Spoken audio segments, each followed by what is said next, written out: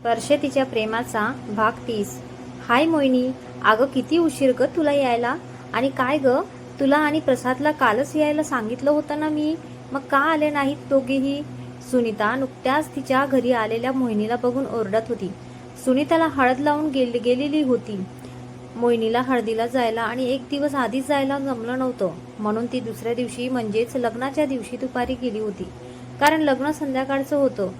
गोरज मुहूर्तावर प्रसाद पण येऊन आलेला नव्हता. मोहिनी त्याला शोधत होती. तो त्याच्या कॉलेजच्या मित्रांसोबत येणार होता. काही मैत्रिणी पण येणार होत्या सोबत. सुनीता आणि प्रसादचं MBA कॉलेज एकच होतं, म्हणून आज MBA कॉलेजचे मित्र भेटणार होते. सुनीता सर्वांची वाट बघत होती. गोऱ्या गोऱ्या अंगावर तिला पिवळी पिवळी हळद खूप खुलून दिसत होती. त्यात तिने हिरवा चुडा आणि अतिशय पिवळसर मोतीच्या पाटल्या घातलेल्या होत्या. नाकात नाजूक नथ, खूप उजळून दिसत होती ती आज. तिचं असं नव्या नवरीचं रूप बघून मोहिनीला तिच्या लग्नाची आठवण आली. ती पटकन सुनीतासोबत थोडंफार बोलून तिच्या जवळून बाजूला निघून गेली. त्यातल्या त्यात मोहिनीच्या ओळखीचं तिथे कोणीच नव्हते, त्यामुळे तिला जास्तच एकटं एकटं वाटत होतं. तिने एक बाजूला चेअर घेऊन त्यावर बसून घेतलं. प्रसाद येऊन पण काही फायदा नाही हे तिला कळून चुकलं होतं, कारण तो पण त्याच्या कॉलेजच्या मित्रांसोबत येणार, म्हणजे तो पण त्यांच्यातच राहणार. मोहिनीला आता जास्तच एकटं एकटं वाटू लागलं, म्हणून तिने तिचा मोबाईल घेतला आणि ती व्हॉट्सअप वगैरे चेक करत बसली. तितक्यात तिला तिच्याजवळ कोणाची तरी बडबड ऐकू आली. निकू, ही बघ मोहिनी माझी फ्रेंड आहे आणि स्पेशली गेस्ट पण आहे, सो तिला अजिबात एकटं सोडायचं नाही. तिला लग्न पार पडेपर्यंत कंपनी द्यायचं काम तुझं, समजलं. सुनीता तिच्या काकांच्या मुलीची आणि मोहिनीची ओळख करून देत बोलत होती. अगं सुनीता, हे काय असं कोणाला जबरदस्ती करणं चांगलं आहे का? आणि मी एकटी नाहीये ग, तसंही मला शांत आणि थोडं एकटं राहायला आवडतं ग. मोहिनी सुनीताला ओरडू लागली. अजिबात नाही मोहिनी, आणि हो, ही निकू ही पण खूप मनमोकळी आहे. तुमची लगेच मैत्री होईल बघ, कारण सध्या तरी तुला कोणाच्या तरी सोबतीची गरज आहे. सुनीताने निकूसोबत मोहिनीची चांगलीच ओळख करून दिली आणि निघून गेली. इकडे मोहिनी आणि निकूच्या गप्पा चालू झाल्या. निकू तशी स्वभावाने एकदम मस्त होती. तिने तिच्या कॉलेजचे आणि तिच्या बॉयफ्रेंडचे किस्से मोहिनीला सांगायला सुरुवात केली आणि वेळ कसा जाऊ लागला हे मोहिनीला पण कळत नव्हतं. बोलता बोलता 2 ते 3 तास निघून गेले होते, पण प्रसाद अजून कसा आला नाही हे मोहिनीला कळत नव्हतं. इकडे प्रसादला 2 तास झाले होते, पण तो मोहिनीला मुद्दामून चोरून चोरून बघत होता. आज तिला असं चोरून चोरून बघायचं मूड झाला होता त्याचा. नेहमीच समोरून बघण्यात बोलण्यात जी मज्जा नसते ती चोरून चोरून बघण्यात असते. निकू मध्ये मध्ये एकदा दोनदा काही कामासाठी घरात जात येत होती. तिच्याशी जास्त ओळख नसल्याने मोहिनीलाही जास्त बोलता येत नव्हतं. इकडे प्रसाद मात्र वरूनच गच्चीवरून मोहिनीला निहाळत होता. त्यालाही मधून मधून त्याच्या कॉलेजच्या मित्रमैत्रिणींसोबत थांबावं लागत होतं. मोहिनीने त्याला फोन करण्याचा विचार तर केला होता, पण सुनीताकडून कळालं होतं की त्याच्यासोबत कॉलेजचे मित्रमैत्रिणी पण येणार, म्हणजे तो नक्कीच आज त्याच्या मित्रांमध्ये आणि मैत्रिणींमध्ये रमला असणार. सुनीताने सांगितलेल्या मैत्रिणी हा शब्द थोड्या जिव्हारीच लागला होता मोहिनीच्या.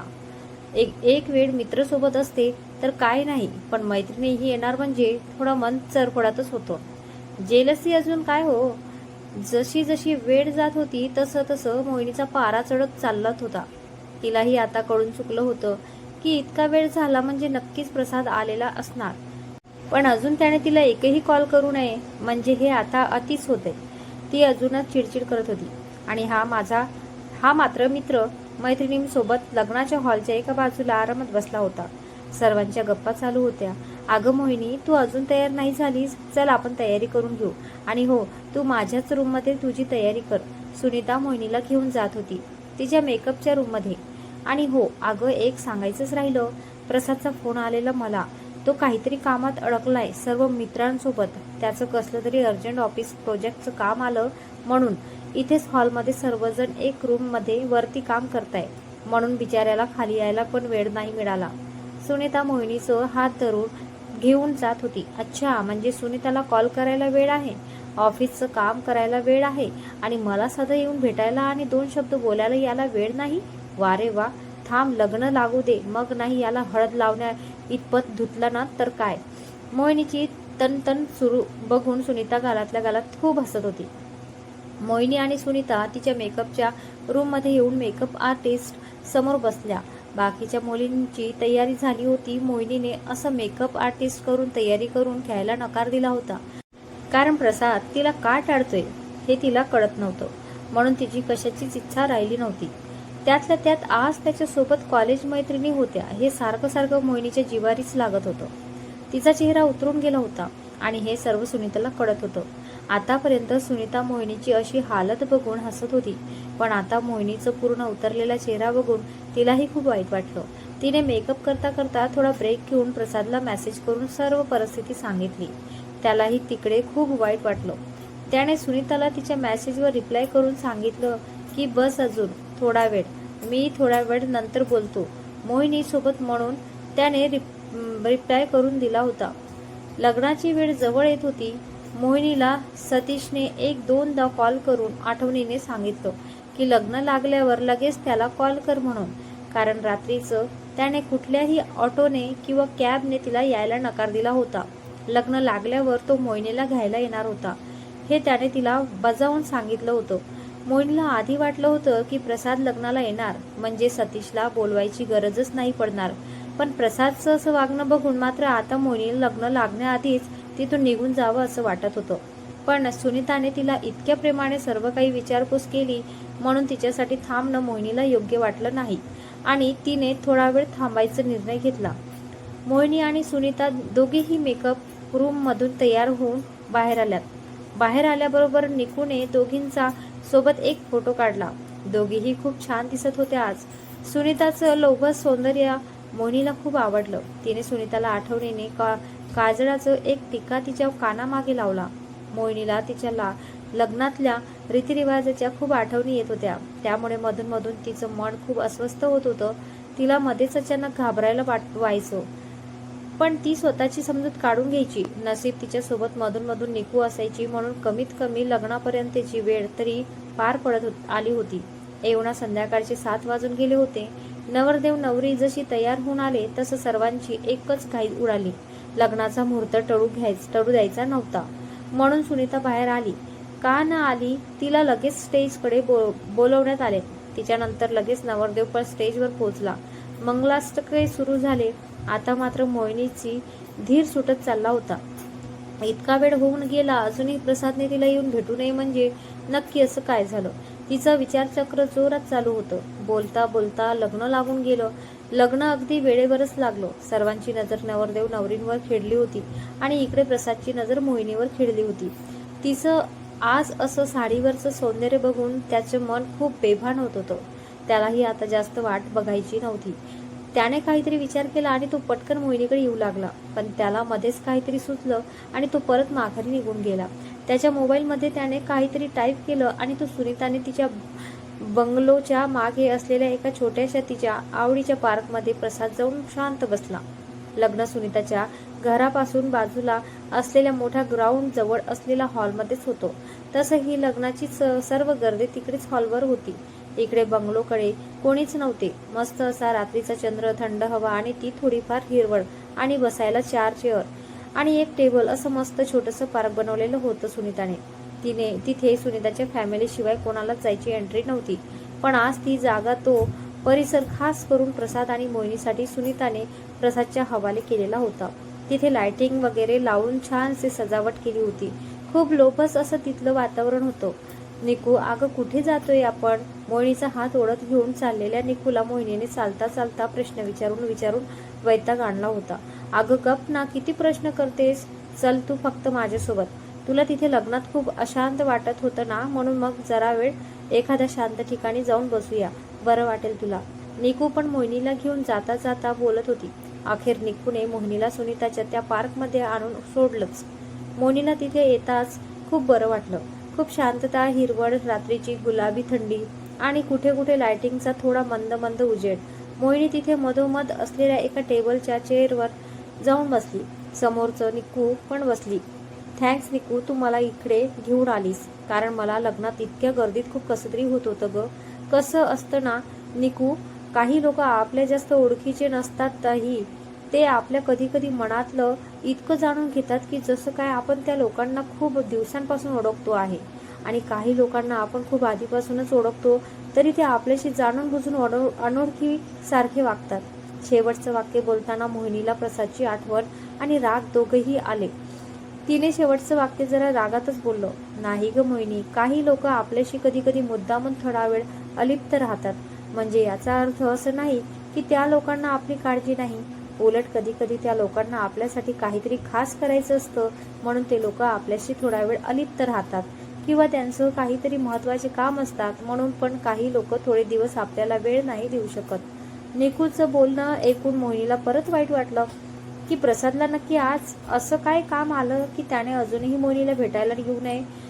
मोहिनीने तिच्या हातातल्या रुमालाने डोळ्याच्या ओल्या कडा अलगद पुसल्या. निकूला अचानक फोन आला आणि ती फोनवर बोलायला मोहिनीपासून थोडं बाजूला गेली. तिचं तिकडे बोलणं चालूच होतं. इकडे मोहिनीला आता सतीशला फोन करावा आणि घरी जावं असं वाटत होतं. पण असं लगेच गेलं तर सुनीताला वाईट वाटेल म्हणून तिने थोडा वेळ अजून थांबायचं ठरवलं. तिने आता प्रसादचा विचार मनातून काढून टाकला होता. अगं मोहिनी, तू बस इथे, थोडा वेळ मी आले इतक्यातच, असं म्हणतच निकू पार्कच्या गेट बाहेर जाऊ लागली. अगं ये, मला इथे एकटं का सोडलंस? मोहिनी जाणाऱ्या निकूकडे बघत बोलत होती. पण तोपर्यंत तर निकू निघूनही गेली होती. मोहिनीला तसं तिथे खूप शांत वाटत होतं. तिला ती जागा मनाला खूप भावली. ती चेअरवरून उठून जरा बाजूला येऊन उभी राहिली. थंड हवेमुळे तिने हाताची घडी बांधली. थंड हवा अंगाला झोंबत होती. पार्कमधून ती लग्न सोहळ्यातील काही क्षण बघत होती. जास्त क्लिअर असं काही दिसत नव्हतं, पण नवरदेव नवरी उभे असलेल्या स्टेजवर कॅमेरामॅन्सचे फोकस होते म्हणून ते चित्र जरा स्पष्ट दिसत होते. नाही तर बाकी असं तिथलं काहीच दिसत नव्हतं. जसं जसं गारवा वाढत होता तसं तसं मोहिनीला प्रसादची आठवण येत होती. ती आज खूप हळवी झाली होती. तिलाच कळत नव्हतं की आज तिचं मन प्रसादसाठी काय इतकं हळवं होतं येते. ती चेअरवर वरून उठून पार्कच्या कमरे इतक्या उंचीच्या कंपाऊंड भिंतीवर हात टेकवून खाली मान घालून तिच्या अश्रूंना मोकळं करत होती. तिच्या डोळ्यांतून पडणारा अश्रूचा एक थेंब अचानक कोणाच्या तरी तळहातावर पडला. तिने ते बघितलं आणि ती अचानक घाबरून तो हात कोणाचा आहे म्हणून बाजूला थोडा जोरात श्वास घेऊन बघू लागली. आणि आता तर तिची तळपायाची आगच मस्तकात भिडली. रडून रडून लाल झालेले डोळे आता आग ओकत होते. ओठ थरथरत होते. त्याचा चेहरा दिसला ना दिसला तशीच ती तिथून पुढे येऊ लागली. तोवर तिचा हात त्याने मनगटाला धरून तिला जोरात मागे खेचलं. एक क्षणात ती त्याच्या मिठीत पोचली. तिचा रागवलेला चेहरा आणि तिखट नजर, त्याची खुलून उमटलेली एक गालावरची खडी आणि गोड अशी ती हास्यलेकर, तिचा भीतीमुळे धपापलेला श्वास, त्याचा तिला शांत करण्यासाठी तिच्या उघड्या पाठीवरून फिरणारा उबदार हात, तिची त्याच्या मिठीतून सुटण्याची धडपड, तिने त्यालाच बिलगून राहावं म्हणून त्याने तिच्या हृदयाशी घालून ठेवलेली घट्ट सांगड, तिने आता त्याच्या डोळ्यात बघत त्याला जाब विचारण्यासाठी विलग केलेले ओठ आणि सोबतच डोळ्यात रागाचा निखारा. आणि तिचं काहीही न ऐकून घेताच तिच्या ओठांवर त्याच्या ओठांनी मिळलेला ताबा, त्याच्या अशा आक्तिक स्पर्शाने ती आता हळूहळू नरमली आणि तिच्या नकळतही तिच्या अनामिक करंगडी जवळीक बोट एक रत्नजडित मंदी विसावली. त्याच्या ओठांच्या आवेगाने तिच्या केसातील मोगरा आज अधिकच फुलून गेला आणि काही क्षणात त्याने घट्ट धरून ठेवलेला तिच्या केसांचा आंबाडा तिच्या उघड्या पाठीवर मोकळा पसरला. आहा, तिच्या आंबाड्यात मोगऱ्याच्या गजऱ्यासोबतच माळलेल्या चुडामणीची तार तिच्या डोक्यात टोचली आणि ती भानावर आली. तसं तिने त्याला स्वतःपासून जोरात बाजूला ढकललं. तिने असं बाजूला लोटल्यामुळे त्याला तिचा राग नाही आला, कारण तिचा राग आज साहजिकच होता. तिच्या अशा रागवण्यामुळे त्याला हसू आलं. सॉरी मोहिनी, ते मी चुकून. बस प्रसाद, अजूनही सॉरीच बोलणार का? प्रत्येक वेळी स्वतःच्या मनाला आवर घालत आलास, प्रत्येक वेळी स्वतःच्या भावना कोंडून ठेवल्यास, प्रत्येक वेळी मनावर ताबा ठेवलास, प्रत्येक वेळी कर्तव्यापुढे आपलं प्रेम पराजित झालं, प्रत्येक वेळी आपलं प्रेम स्पर्शविनच राहिलं, प्रत्येक वेळी तू चुकून माझ्या जवळ आलास आणि प्रत्येक वेळी आपलं प्रेम अव्यक्तच होऊन बसलं. अजून किती दिवस हे चुकून होत राहणार तुझ्याकडून? सांग ना, किती दिवस? कधीतरी हक्काने पण जवळ घे ना मला, कधीतरी हक्काने पण तुझ्यात सामावून घे ना मला, कधीतरी हक्काने प्रेम व्यक्त कर ना. ती आज आकांताने रडत होती. तिला आता चुकून होणारा त्याचा स्पर्श नव्हे तर हक्काने त्याचं प्रेम, आणि तो हवा होता, नको होता हा प्रेमाचा चुकवा चुकीचा खेळ. ती गुडघे टेकून खाली बसून रडत होती. तोही पटकन तिच्याजवळ बसला. तिने आज तिचं प्रेम स्वतःहून व्यक्त केलेले ऐकून त्याला खूप आनंदी व्हावं की तिने त्याचं पूर्ण न ऐकून घेताच असं रडून रडून त्याला दुषण घ्यावीत म्हणून दुःखी व्हावे हेच त्याला आता कळत नव्हतं. मोहिनी, चूप, शांत हो आधी, शांत हो. हे बघ काय आहे. त्याने तिच्या बोटात थोडा वेळापूर्वी घातलेली अंगठी दाखवली आणि ती जागेवरच चमकली. तिला कळलंही नव्हतं की त्याने ती अंगठी तिच्या बोटात घातली कधी. ती खूप आश्चर्यचकित होऊन त्या अंगठीकडे आणि त्याच्याकडे बघू लागली. हो, आज मी तुला सॉरी काय तुला जवळ घेऊन स्वतःहून किस केलं म्हणून नाही बोललो. मी सॉरी यासाठी बोललो की मी तुला दिवसभर भेटू नाही शकलो, तुला वेळ नाही देऊ शकलो म्हणून मी सॉरी बोललो आणि तू पूर्ण ऐकून न घेताच हा गैरसमज करून घेतला. मनुड्या, मी तुला आज अगदी हक्काने जवळ घेतलंय. तुझ्या मनात माझ्याविषयी काय भावना आहे ह्या ऐकूनही घ्यायच्या नाहीयेत मला. मी फक्त आज एकच सांगेल की येत्या काही दिवसात आपण एक होणार आहोत. लवकरच आपण लग्न करणार आहोत. त्याचं बोलणं झाल्यावर त्याच्या ओंजळीत तिचा असलेला चेहरा त्याने निहाळला. तिला डोळ्यातून तपकन 2 अश्रू बाहेर आले आणि तसेच ते तिच्या गालावर त्याच्या ओठांनी टिपून घेतले. त्याचं बोलणं ऐकून तिने बसल्या जागीच त्याला कळवळून मिठी मारली. खूप शांत झाली तिच्या हृदयात होणारी धडधड. त्यानेही तिला घट्टपणे जवळ घेतलं. उघड्या पाठीवरील केस बाजूला सारून त्यावरून पुन्हा त्याचे उबदार हात फिरू लागले. एकमेकांना आता स्वतःला सावरणं कठीण होऊ लागलं. तसं तिने त्याच्या मिठीतून स्वतःचा ताबा सोडवला. त्यालाही कळून चुकलं. तोही पटकन तिच्या हाताला धरून उठून उभा राहिला. ती त्याला नजर द्यायला टाळत होती. तिला लाजताना बघून त्याची मनाची आणि गालाची खडी अजूनच फुलत होती. दोघेही खूप शहारले होते, शांत होते. निघूया का आपण? थोड्या वेळातच तिथे प्रसादचा कॉलेजचा मित्र आणि हॉस्टेलचे रूममेट महेश आला होता. त्याला बघून मोहिनी गोंधळली. तिने प्रसादकडे बघितलं आणि नजरेचं विचारलं, कोण आहे हा? तिची नजर महेशने ओळखली. वा रे वा, म्हणजे दुपारपासून ह्या पार्कमध्ये ही सर्व लाइटिंग वगैरेची कामं आम्ही केली आणि तुम्हाला ह्या शहाण्याने अजून सांगितलं पण नाही. महेश स्वतःची ओळख करून देत प्रसादकडे रागात बघत मोहिनीशी बोलत होता. आता मोहिनीच्या लक्षात आलं की प्रसाद दिवसभर तिला का भेटला नाही तर. म्हणजे प्रसाद दिवसभर हे पार्कचं लाइटिंगचं काम करत होता. म्हणजे तिला आता अजूनच वाईट वाटलं की त्याने सर्व तिच्यासाठीच केलं आणि तिने त्याचं काहीही न ऐकून घेताच त्याच्यावर किती चिडचिड करून घेतली ते. प्रसादने महेशची तसंच बाकीच्या कॉलेज मित्र मैत्रिणींची ओळख मोहिनीला करून दिली. एवढा सुनीताचं लग्न पार पडलं होतं. प्रसाद, मोहिनी आणि त्याच्या बाकी कॉलेजच्या सर्व मित्रमैत्रिणींनी सुनीतासोबत 1-2 ग्रुप फोटोज घेऊन सुनीताचा निरोप घेतला. स्टेजवरून उतरताना सुनीताने हळूच प्रसादला भुवया उंचावून विचारलं की झालं का मोहिनीसोबत बोलून. तर त्यावर त्यानेही हसून होकारार्थी मान हलवली आणि सुनीताने त्याला अंगठा दाखवत बेस्ट ऑफ लक विश केलं. सुनीताने मोहिनीला जवळ बोलावून तिला मिठी मारली आणि हळूच आमच्या भोळ्या प्रसादला खूप खूप प्रेम द्या मोहिनी, सांभाळून घे त्याला. दोघेही नेहमी असेच खुश राहा असं मोहिनीच्या कानात सुनीताने कान मंत्र दिले. मोहिनीनेही सुनीताला हसून होकार दिला. मोहिनीला प्रसादचे सर्व मित्रमैत्रिणी खूप आवडले.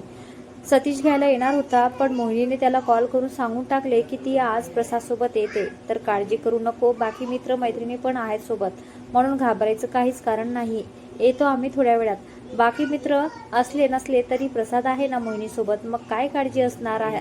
आणि हो, आरामात येईल. सतीशने ही मान्य केलंच होतं की मोहिनी आणि प्रसाद काय आता एकमेकांशिवाय राहणार नाही आणि त्यालाही या गोष्टींचा आनंदच होता. त्याची बहीण नव्याने आयुष्य जगायला शिकते हेच त्याच्यासाठी खूप होतं. मोहिनीसोबत बोलून तो निर्धास्त झाला आणि त्याने फोन ठेवून दिला. प्रसाद आणि बाकी मित्रमैत्रिणी सर्वजण लग्नातून घरी निघाले. सर्वांना ड्रॉप करत करत मोहिनीच्या घरी शेवटी जायचं असं प्रसादने ठरवलं.